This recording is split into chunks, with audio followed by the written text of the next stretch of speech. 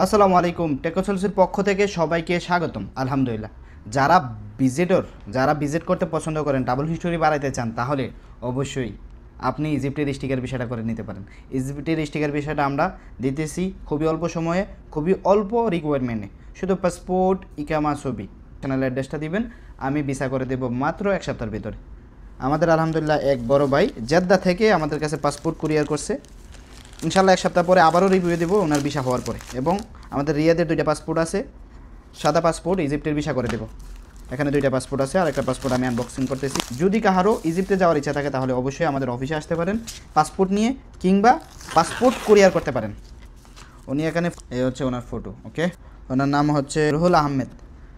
যদি কাহারও ইজিপ্টের ভিসা লাগে তাহলে অবশ্যই আমাদের সাথে যোগাযোগ করতে পারেন। আমরা অল্প সময়ের ভিতরে আপনাকে এক সপ্তাহের ভিতরে ইজিপ্টের ভিসা করে দিতে পারবো।